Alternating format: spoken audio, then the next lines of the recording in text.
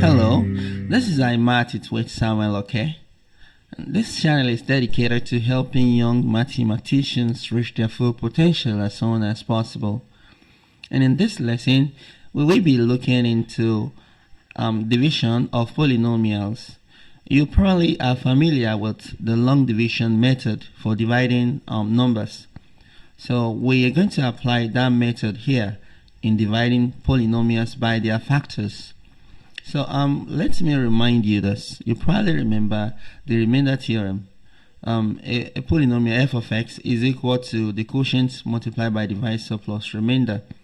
We may have to express our result, our answer in this form.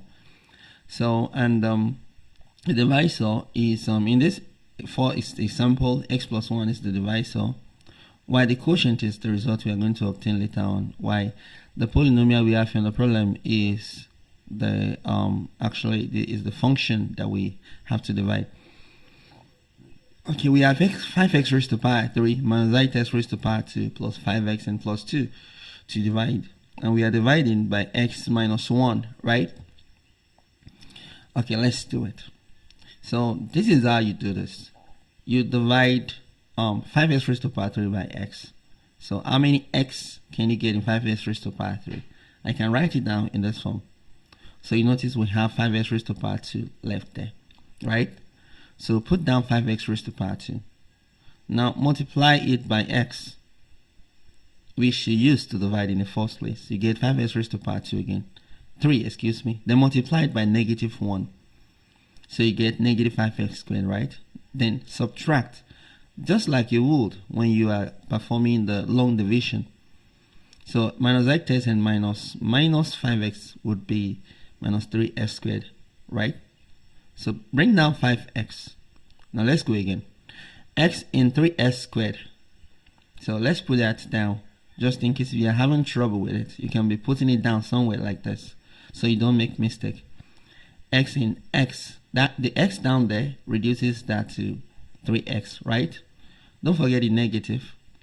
So because we have negative 3x squared there, so we have 3x negative. So multiply that by s, you get negative 3x squared, and multiply it by negative 1, you get plus 3x, right? Let's subtract. So just like we would in long division. So plus 5x minus plus 3x would give 2x, right? Then bring down the 2, the plus 2. So x in 2x. So put it down somewhere, so in case you are having trouble with this. So it remains 2, right? So put down the 2.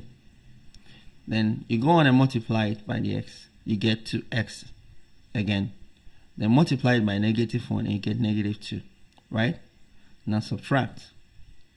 So, and 2x minus 2x is 0. But plus 2 and minus 2 would be plus 4, because negative times negative is positive, right?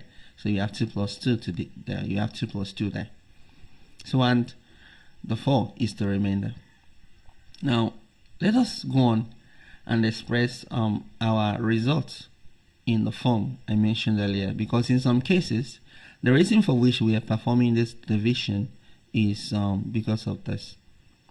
So 5x raised to power 3 minus 8s raised to power 2 plus 5x and plus 2 is equal to 5x raised to power 2, which is the quotient, and multiplied by the divisor, which is x minus 1, and plus the remainder, which is 4. So this is it. Well, this is not the only form you can express your result. You can also express it like you would express in mixed fraction when dealing with real number.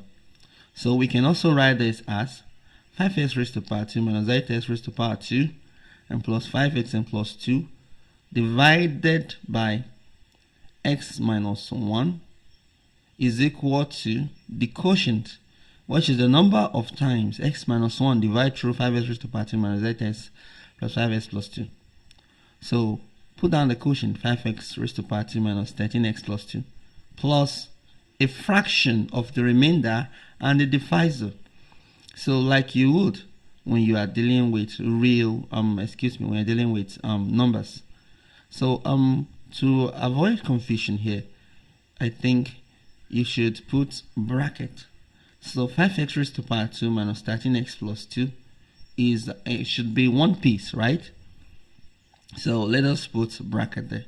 Please hit the like button if you are getting value from this lesson, and subscribe for more content like this. Well, first remember to hit the like button. See you next time. Well, until next time, keep mathing it and keep winning.